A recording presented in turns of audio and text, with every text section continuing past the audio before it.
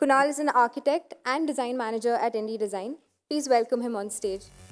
You know, if today you ask me the difference between nervousness and excitement, I may not be able to tell you. I'm a little bit nervous because I am feeling really tiny in front of such a great people, and I am excited to show you because I have something great work which I can show you, and I think this will excite you as well. So, I was reading somewhere, there was a class of a pottery which makes pots, and once the teacher divided her students into two groups. To one group she said that this semester your marks will be evaluated on the total weight of the pots that you make, and here is the weighing scale. And to other group she said your marks will be evaluated on the most finished product that you make this semester. So the first group who was going to be evaluated on the weight, they started to use the clay from the day teacher announced the announcement, and they used more and more clay to increase the weight. They didn't care about the finish of the pots, they didn't care about the functionality of the pot, and their focus was just to increase the weight. On the other hand, if you see, the students went to the galleries, they saw other works, they chose the best clay they could possibly get, they figured out the best temperature on which the pots can be made, and they gave their everything in making that pot. And I think as a designers, we all make pots in our life. Sometimes we give 100% in the project to make it the most finished project, and sometimes we make pots just to increase the weight. Ladies and gentlemen, I am here to show you one of the pots that we had made at INDI Design, which is about the signage and wayfinding.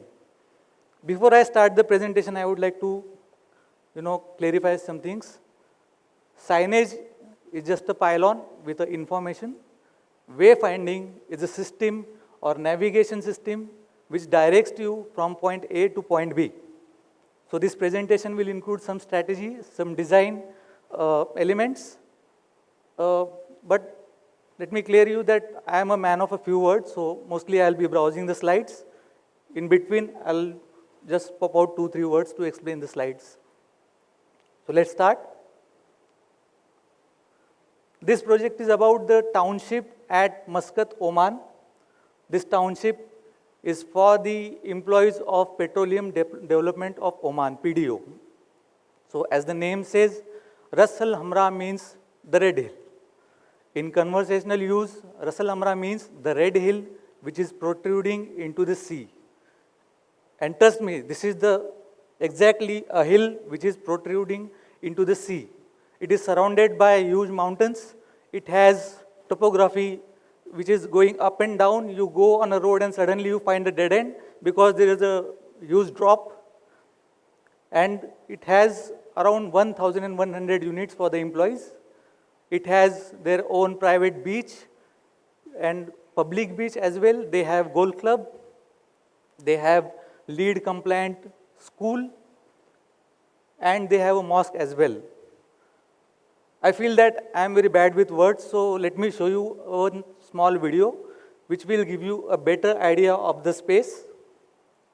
And I request you all to please notice the architecture of the houses, the surrounding of a township, the landscape and everything. So I'll just leave you with the video and I'll enjoy this furniture for some time.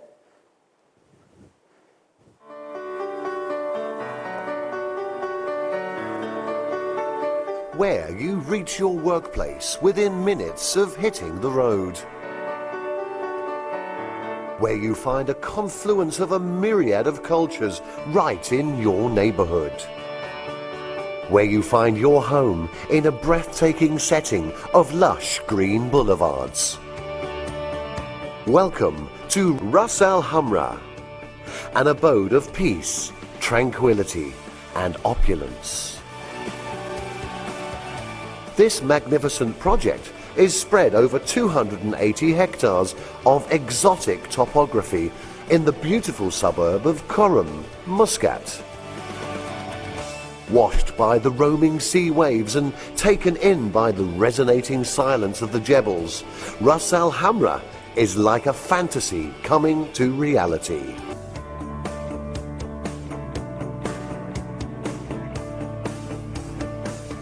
When we set out to plan this township, we didn't just want it to be another piece of concrete reality. We wanted the dreams and aspirations of the people to take shape. We wanted a living space that makes living a worthwhile experience. The Ras Al Hamra Master Plan includes 1,100 living units, which comprise villas, townhouses and apartments. It includes a 9-hole lush green golf course with club facilities, an extensive recreation club. It also houses a fully equipped medical clinic, public parks, playing fields and a new PDO school. Oman's first LEED compliant international school. Its location, design, construction, operation and maintenance have won it the coveted LEED compliance certificate. If you need to unwind with a good game of golf, a sprawling green Ras Al Hamra Golf Club is waiting for you with open arms. The Ras Al Hamra course sits very well alongside the other golf courses in Oman. Golf is a relatively new sport here, and we have to make sure that when facilities are developed they have a uniqueness and that they complement each other. The courses that now exist in Oman are all uniquely different, and this one particularly with its 9-hole layout and the floodlights and the different tees and greens offers a real challenge to the golfers both locally and overseas. The club also comes with a recreation club to hang around with new friends and family.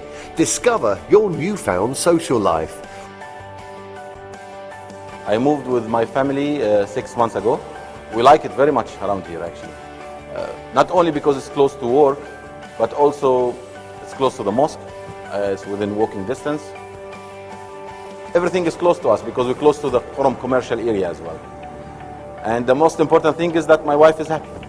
Cycle, relax, play, live at Ras Al Hamra, a countryside of soothing silence amidst the cacophony of a city where you can wake up to the call of the muezzin or the sweet chirping of the birds on your windowsill. Watch your children grow, make friends for life. This is your chance to pause and smell the lilies. Ras Al Hamra, adding life to your life. Beautiful place. Every time I see this video, I feel like going there and working. So basically you have an idea of a space now.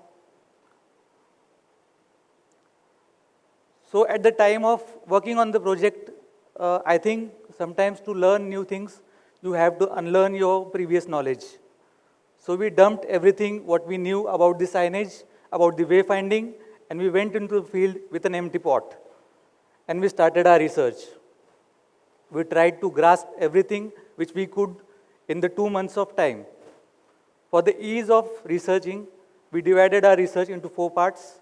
We studied their people, their society, their architecture, and their nature. So our team went in the fields, we clicked photos, we saw their craft, we met with their people. I must say very soft-spoken people. They speak with you with a lot of respect.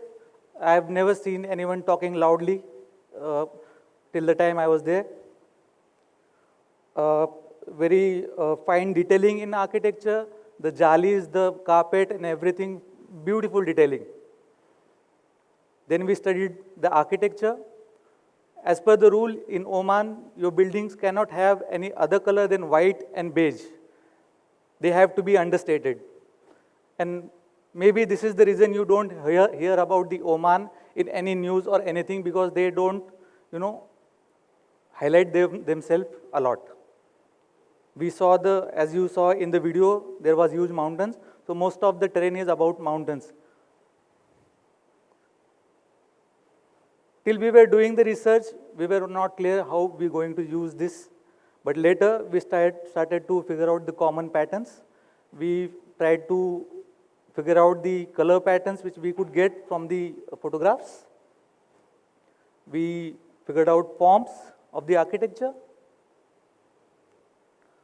Motifs, as I said, they have a grand mosque which has a world's second largest carpet, and that is beautiful. If you go over there, you must see that. As we did the research for the architecture and other things, we had a face-to-face interview with the employees of PDO who were staying at the campus, who were not staying in the campus, who were the visitors at the campus.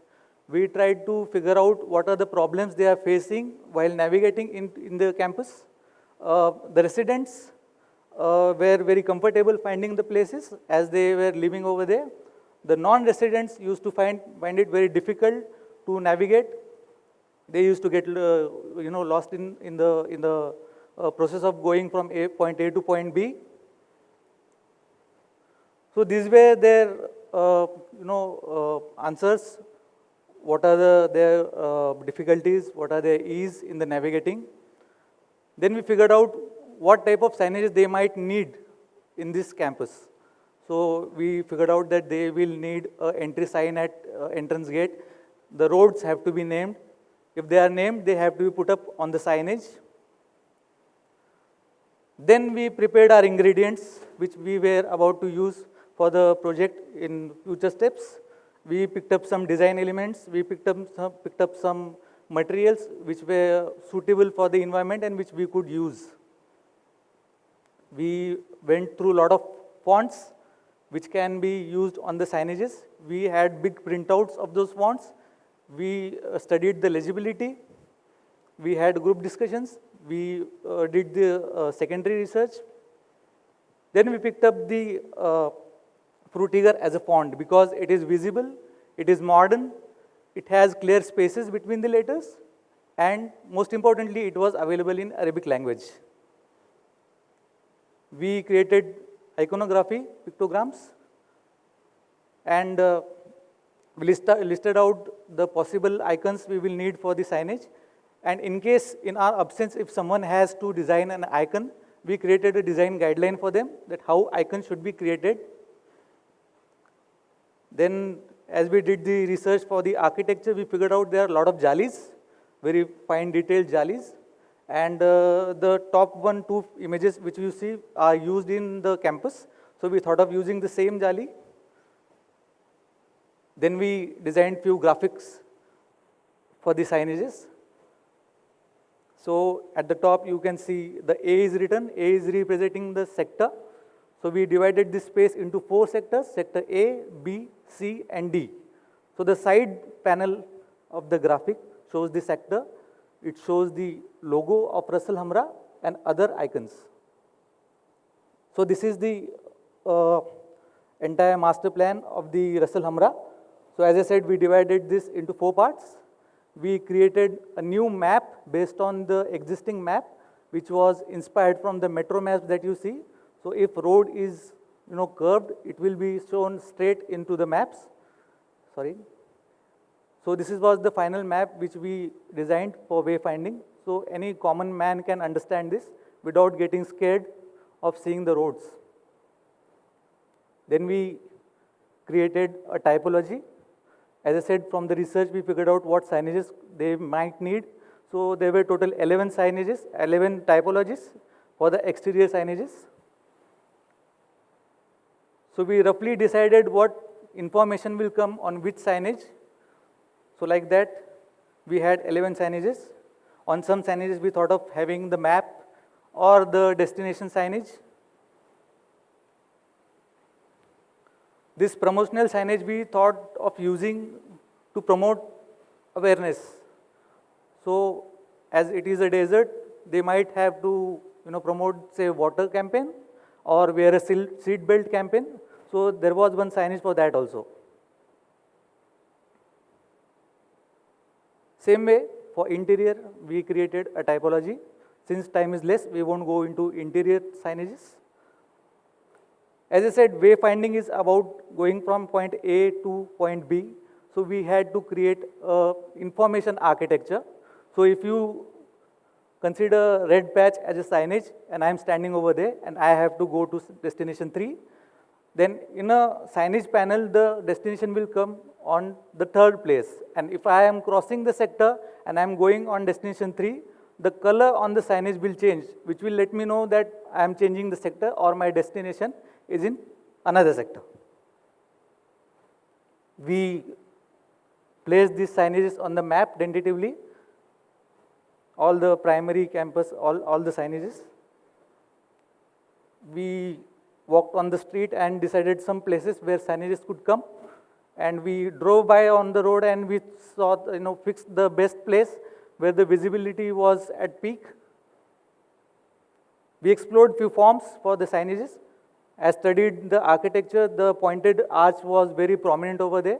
So few options were using that prominent arch. The two options which you see on the right side are the final shortlisted two options which we thought of going ahead with.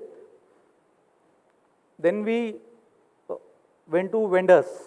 We were trying to figure out the materials which can be used for the signage. Earlier we thought of using stone, but stone being very heavy, very expensive, we didn't go with that. So we were searching for the alternate materials.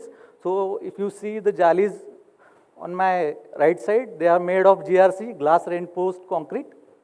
And the block which I am holding is a Ravada finish which we thought of using in the signage since all the buildings in the campus were of that stone.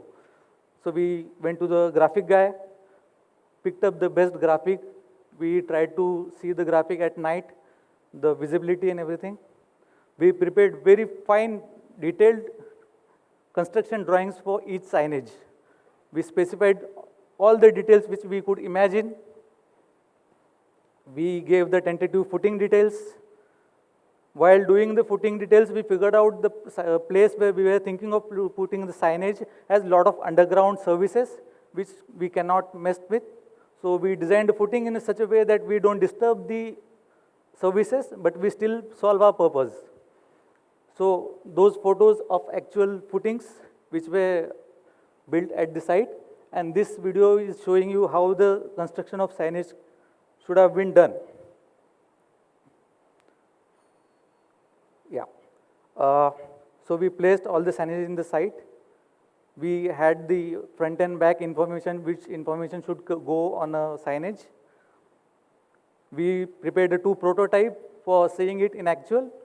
We kept this prototype for a week on a site. We took a feedback from them. And finally, we decided to marry them both and create a third route, which will have the see-through jali as well and the rugged form as well. And then we designed entire typology based on the route. So if you see in this slide, we tried to merge our research. We tried to merge our study of architecture, study of forms, study of art, and I think it suits the signage very well now. These are the few images of actual site execution at Russell Hamra. Looks like a render, isn't it? So this is the campaign where a seat belt they are using it. We actually measured the height of a plants over there before deciding the height of a signage.